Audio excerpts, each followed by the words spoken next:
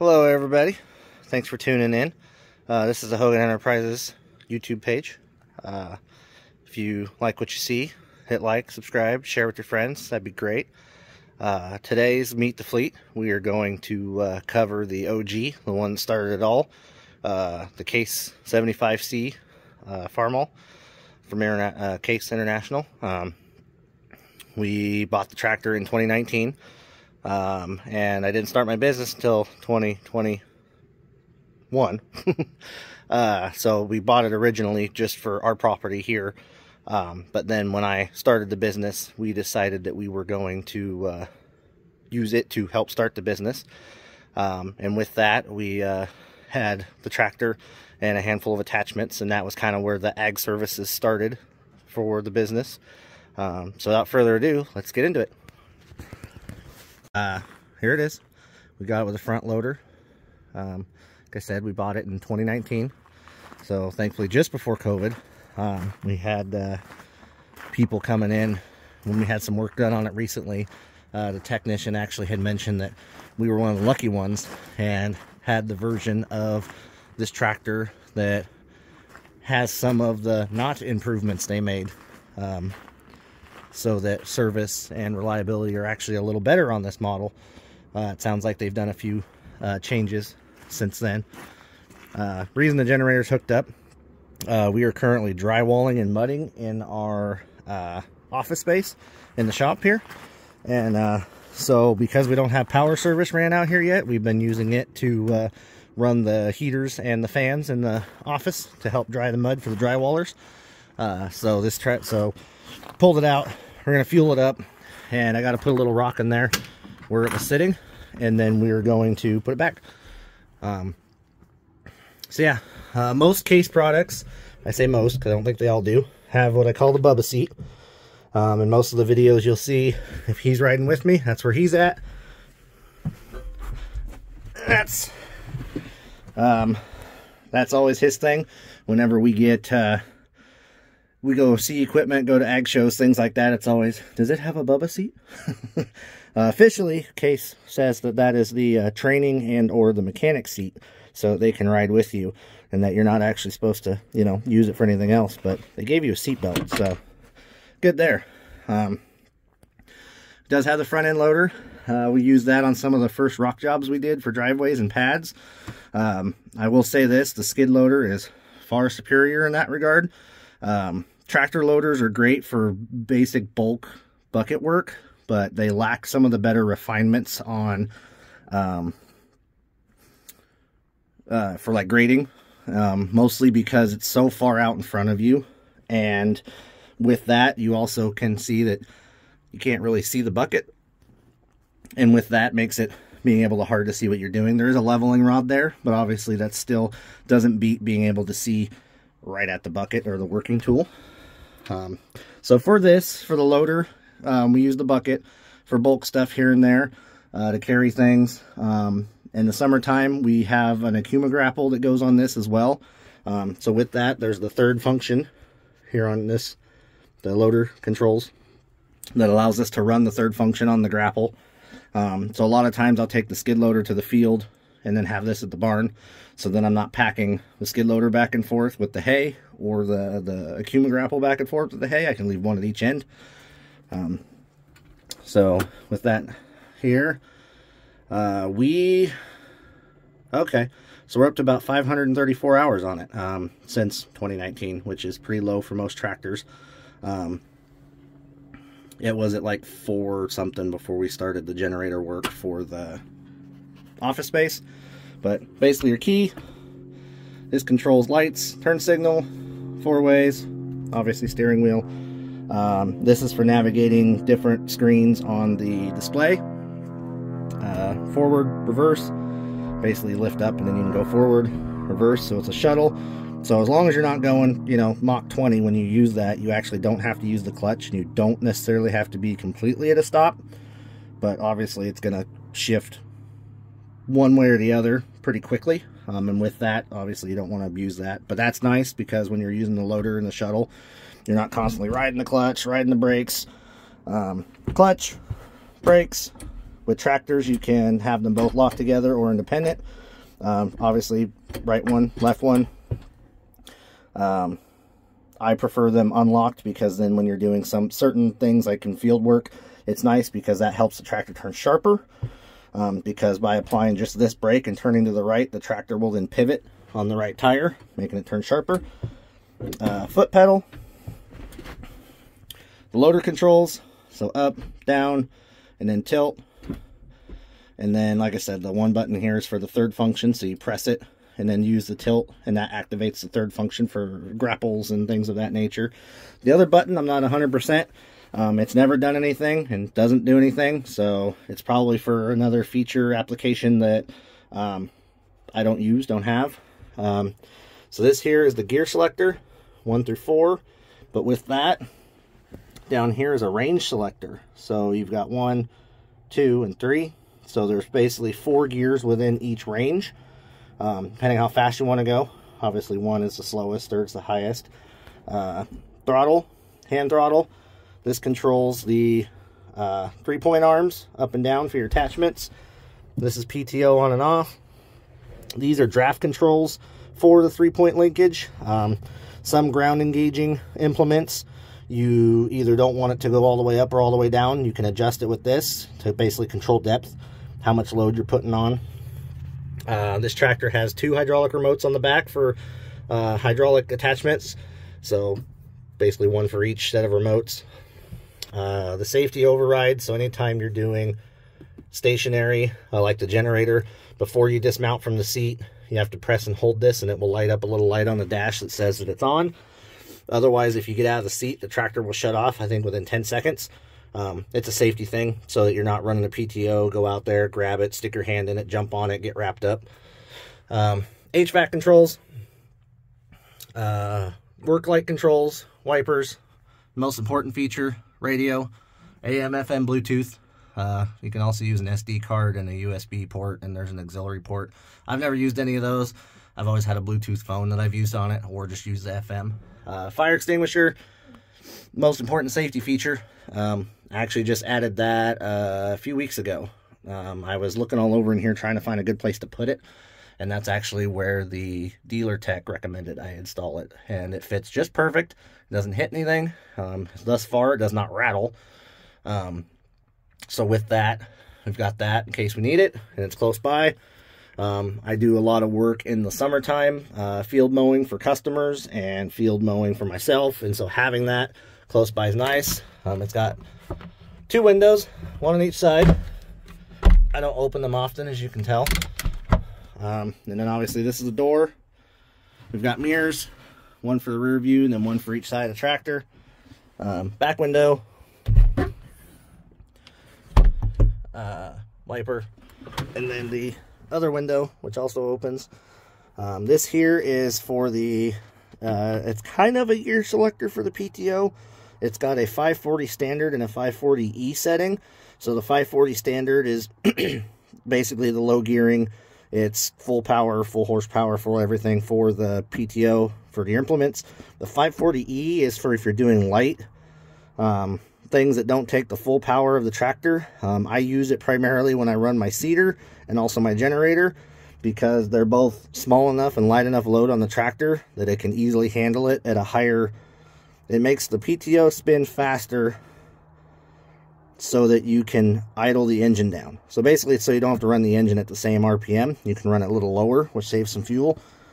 Park brake, it's just up and down. I always keep a chain. The attachment for the drawbar to make it a dual drawbar is down there. Seat belt. It is an air ride seat. We got a handy dandy little toolbox out here. I keep odds and ends in that as well. Obviously the only time that's inconvenient is when you pull the loader off, because it goes with the loader. I have the rear wheel weights, and I also have calcium ballast in the rear tires. Make sure to keep the rear end as heavy as possible for any loader work we do, whether it's hay bales or gravel, that sort of thing. Nice thing about these from the tractors I grew up with is this whole loader comes off in like 5 minutes. It's literally this pin slides out. There's one on either side. You have to extend this down. This arm supports the loader when it's on the ground, or supports the arms, loader arms. There's your third function hydraulics, by the way. So there's one of those on each side, and then the pins. And then there's one electrical connection, which I think is part of the third function. And then these 4 hoses. You disconnect them right here. And before you do that, though, you pull these pins, disconnect this, and then using the loader control, you can actually tip this out of the hanger. And when you tip it out of the hanger so that the tractor clears, then you can unhook the hydraulics, cap them, and then the tractor literally just backs out from between them, and the loader will rest on those legs. And then when you want to put it back on, you just reverse that, which is nice. A lot of times in the summer, and especially when I'm doing customer work, unless I specifically need the loader or the bucket for something, I will take it off. Like this last summer, I think it stayed off for like 3 months. It's just extra weight, and it's extra things that are bouncing around and bumping around when you're doing field work and you're not using it. And also when it's up in the air, it is a bit of an obstruction. Back here, the 3-point linkages, PTO, obviously the generator we have. This generator is big enough to power our house, so it's definitely overkill for the 3 oil heaters and, I don't know, 6 or 7 box fans that we're trying to run off of it. Here's the remotes, color coded to the handles inside, PTO. This nifty device here, though, is able to, when you're trying to hook up things to your 3-point, the newer, fancier tractors have buttons. In fact, this one has the spot on the fenders for the buttons. I think this one's for a PTO control. This one's for a 3-point up and down control. Fancier, newer models probably have them. Or bigger models maybe. The idea is that you can control your 3-point arms. This does the same thing. So you can pull this, and there's a little ratchet star wheel looking thing there that moves, and that will adjust when the tractor's running the 3-point arms up and down. So you can line it up to help hook it up while you're standing out here. You don't have to get in and out of the tractor 100 times. Something else that none of the tractors from my childhood had, which is awesome. The reason you would probably want these, and I would definitely wouldn't mind having them in the future, is this would do the same thing just with a button. And this, if you're doing a lot of stationary work, so these can run kind of like the Bobcat. There's a ton of attachments for these. Like I say, like this generator. If I had a button here, I could have the tractor set up, and I could control the PTO from right here, on and off, if I need to turn on and off. Mostly that would be for things like wood chippers, you know, stationary applications. It wouldn't be for, you know, field work or traveling or anything of that nature.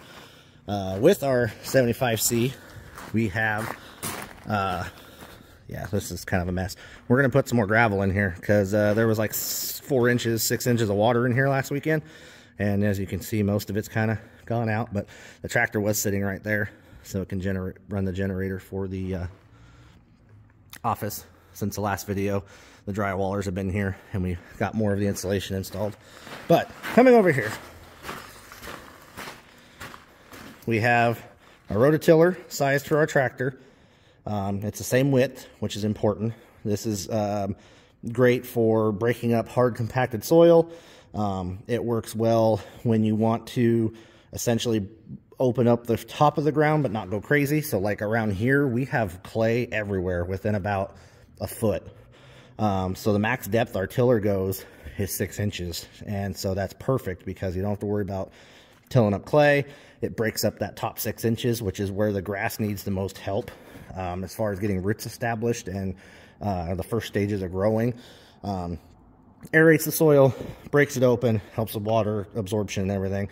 I know a lot of people kind of hate on these. They are kind of slow for what they do, but they make a nice uniform ground seed bed versus disking or even plowing. The issue is if we tried to plow where we are, we would just be plowing up clay, and clay doesn't grow anything. Disking would work to a point, but a lot of times growing up at home, we would disc a field and then we'd go back over it with a rototiller because the sod is the hard part. When you're reworking pastures, the sod is doesn't break up super well, and it makes sense because there's plant matter in it, there's root matter in it. So this does a super fine job of breaking that up, mixing it all together. To a lesser extent, it also helps rotate the soil that's underneath up on top and put the stuff on top on the bottom, like a plow. But like I said, for us especially, we can't plow around here because the clay is too close to the surface. And then behind that, we've got our 10.5 foot bush hog mower, bush mower. It can take up to 3.5 inch tree trunks. I have not personally attempted that. I've probably definitely done some 2.5 inch with no problem. We've had the mower since 2019. We bought it same time as the tractor. We wanted a heavy duty mower for the for our pastures. We do have some blackberries here that we fight every year. But for the business, it's one of the services we offer. I have a client who has like 10 acres that I go and mow every year. I have another client that's got maybe 5 acres roughly that I go and mow every year. But I've never had issues as far as blackberries, little oak saplings, anything like that. It just wipes them out. It's great. We haven't had a single problem with this mower since we bought it. This year, just because I want to be on top of it, I'm probably going to finally change the gearbox oils for the first time. But this mower has maybe 50 hours on it, maybe. The rototiller is a little bit of a different story. We bought it, I feel like it was 2 years ago now. And when it was delivered, I wasn't present. The sales rep asked if they could unload it. And I said I was fine with that as long as they can do it. Come to find out they couldn't. He dropped it on its top, which may or may not have caused problems. I don't know that for sure. All I know is basically from the first day I tried to use it, I had problems with tines coming loose. The vent on top of the gearbox bleeds, for lack of a better term. And I think I had a seal inside underneath for the rotor start leaking.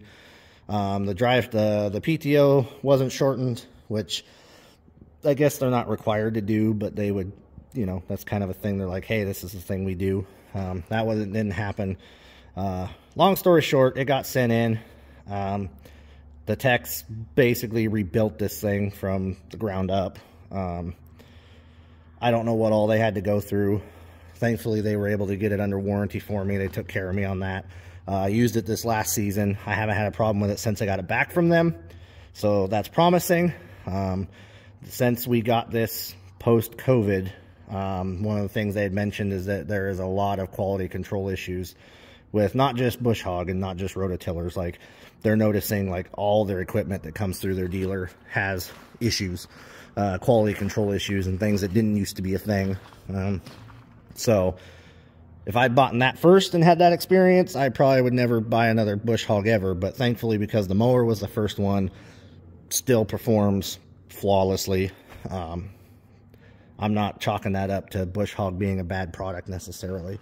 One of the cool things is with bush hog is if I ever really wanted to, this has the capability that I can unbolt this and make it a 3-point only. When I bought it, I specifically wanted a trailed mower and I wanted it wider than the tractor. This is 10.5 feet and the tractor's only 7.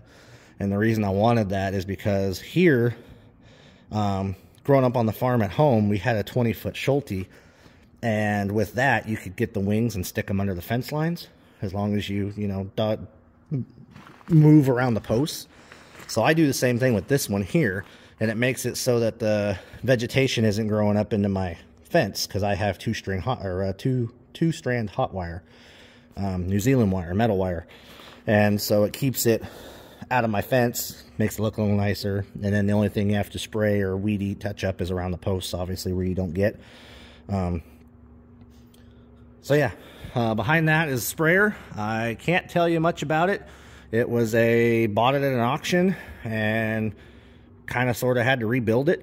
So I don't know a brand. I don't know really anything other than it has a hydraulic pump. Every sprayer I've ever used has been PTO. But the hydraulic is nice because it's easy on and off in the tractor. You're not worrying about turning the PTO on and off. It has a selector up here Also, the wand is there so that I can control sections. As you see, there's a snake of hoses coming out of there.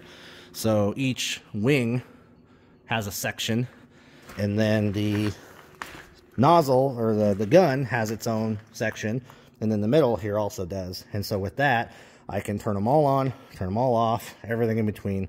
So it's great if you're spot spraying areas, or like if I'm doing fence lines, I can turn everything off, just use the hand wand. So yeah, there's a sprayer. Behind here we've got this is my broadcast seeder. Again, another auction purchase. However, it still has some stuff on it. It's a Cosmo 500. I don't know much more than that. When I bought it, it didn't have a PTO or the fins for the actual seed. It's currently upside down. So it's a 3-point. And you attach it up here. And then this controls your seed door. Obviously PTO to drive the impeller. This is the other attachment I normally run with the 540E. Because the PTO is literally just turning this paddle wheel. And that's it. So basically, seed drops out of the doors onto the paddle wheel spinning. These fins catch it, fling it out, throw it out, scatter it out. Way easier than doing it by hand. This year's the first year we really got it dialed in. So the first year I had these made up and put on, and as you can see, there's an adjustment. The wider they are, I think the farther they scatter. So if you have it all the way down here, it's pretty narrow, and all the way out here is really wide.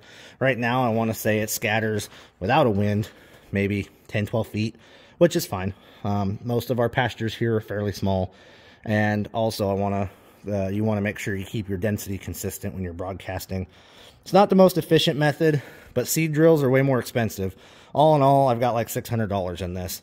You can't buy a seed drill for $600. And for the amount we do, if it was to become a big thing where I had tons of customers knocking down my door wanting planting done, I might consider buying a seed drill.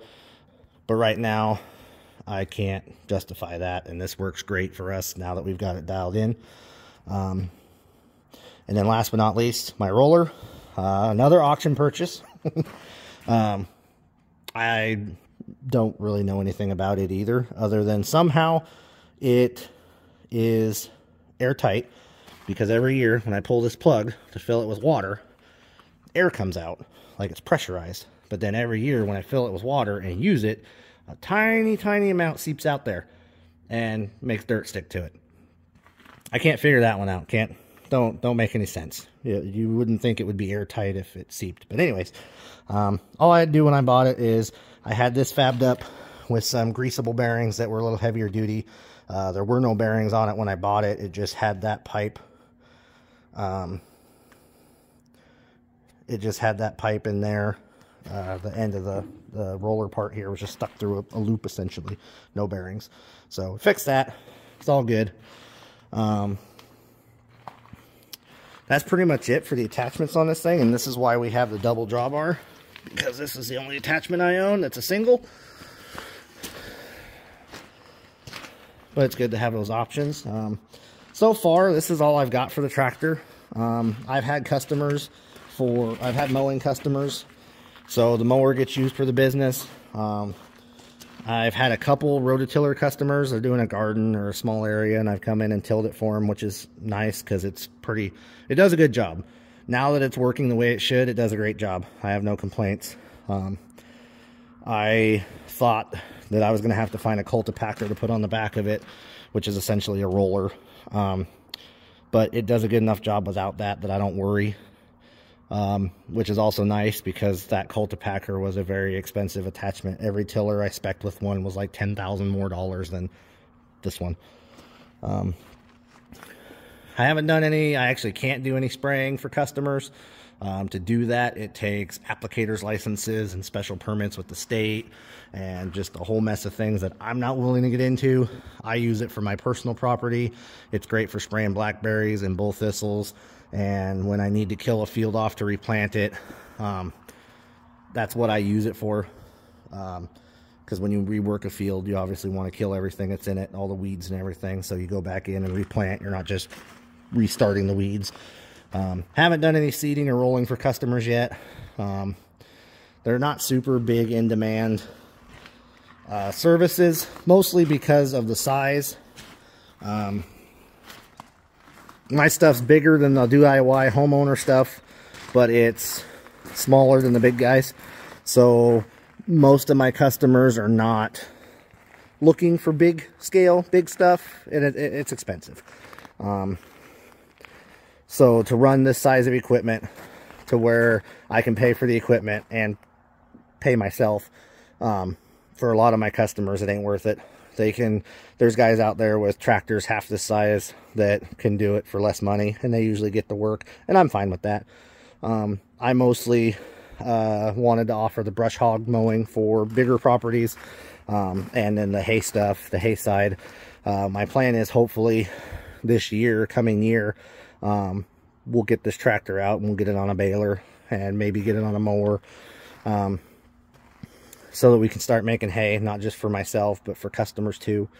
And it's going to be more for that. I want to gear it more towards that. The groundwork stuff was never anything I planned on being big and doing a lot of in my business. Most of that stuff, basically all of it, originally was bought with the intention of just keeping our property up. We've got 12.5 acres here, and probably at least 9 of it is fenced off pastures. Might be a little less, because obviously the shop was a pasture 2 years ago, and so now it's not a pasture. So yeah, future goals, the tractor's going to stay around as long as we can keep it. It's just obviously not getting used as heavily in the business, which is fine. It probably will again. Like I said, we get the baler, mower, start making some hay, hopefully. Right now I'm just buying and selling hay from other people, but I want to make my own hay and get into that. I think I'll be able to provide more stable supply and pricing for my customers that way. I'll still buy some from other people, just because there's, you know, hundreds of different types of hay, basically, depending on what you want as far as the grass or the legume. And I'm not going to be an alfalfa farmer, at least not over here. You can't grow alfalfa here in the valley. Not very well, I should say. But like Eastern Oregon, Central Oregon, they can grow alfalfa really well. So I probably have to buy and sell the alfalfa. I probably won't be able to do my own unless I expand and acquire operation over there. But yeah, so anyways, that's the Meet the Fleet. This is the OG, the Case 75G. It's what started the Hogan Enterprises. The very first ag job I did was mowing for a customer, and I think that was the second job total I did in my business. I did a couple of driveways with it. I've done about half of the rock work at my own place here with it. It wasn't until this year we got the Bobcat, and so before that it was gravel work with the tractor. I've used a man basket on it. Yeah, so it's kind of the OG, and so it's a little bit sentimental. Another reason I want to keep it around, because it and the mower is kind of what started the business. The very first job I ever did was actually taking out a sidewalk in front of someone's house. It went from their house to the road. And obviously that was a little excavator. I've posted videos about it. It's a little tiny green excavator. It's in someone's front yard. I think the caption is something like, you know, very first job ever. So that was that. And then the very next job was the tractor and the mower. So yeah, if you have any questions, have any feedback, please leave them in the comments below. Things you want to see, things you like, things you didn't like. I'm still figuring this out, so please, if you have anything that can make this funner, faster, cooler, better, whatever, I'm all for it. And again, if you can like, share, subscribe, if you like what you see, that'd be cool. There's people making lots and lots of money off YouTube videos, and I'm hoping to head that direction, because as soon as I can start doing that, then I can start doing more of what I want to do with my business. Not only grow and expand, but I want to be able to do more of the volunteer projects like the one we've done so far. I want to be able to do more of the scholarship and sponsorship things. I've gotten to do a couple so far. Obviously get more equipment, because equipment's fun. And I mean, who doesn't love equipment, but also be able to help and do stuff for others. One of the things I'd like to do hopefully pretty soon is I occasionally get calls for junk removal, and they're tiny. It's, hey, I've got this junk, I can't get rid of it because I can't pick it up, or I can't get rid of it because I have nothing to haul it in, I can't get rid of it, whatever, which I'm more than happy to help, but I can't do it for free, and unfortunately that means I can't do it for free for them. So one of the things I'm hoping to do pretty soon is, if this YouTube thing gets going and I can actually make a couple bucks from it, is those are the kind of things I probably would just do for free. Just be like, hey, don't worry about it. You know, it's never expensive, overly expensive for me to go get the stuff, but I have to pay to get rid of it. And then also it, you know, takes a little bit of time, a little bit of fuel, whatever, to go get it. And so being able to be like, hey, you know what? Don't worry about it. I can do this for free, or donation, however you want to put it. Things like that. I did one volunteer project with a nature preserve, finding more people. If you know anybody that has that kind of stuff, like, send them my way. I helped do some land clearing and built a shelter pad so they could build a little shelter. So in the wintertime they can do classes, because it's all outdoors. That was really cool. I want to do more stuff like that. I did a sponsorship for an equestrian team. That would be cool to do. One of my trailers, I let the Scio Lamb and Wool Court, they borrowed it one year for their parade float. That was really cool. They actually have a scholarship they do every year. I mean, there's just scholarships in general. I want to get into doing those. So yeah, hopefully this is a way to kind of help make that happen. This isn't just me trying to promote me and my business and get more business, because as of to date, I actually haven't gotten a lead or a job out of YouTube, which is fine. That's actually not why I'm on YouTube. So yeah, anything anyone can do to help with that, like, let me know. Reach out, pass me along, whatever. So with that, that's it for today, and we'll see you next time.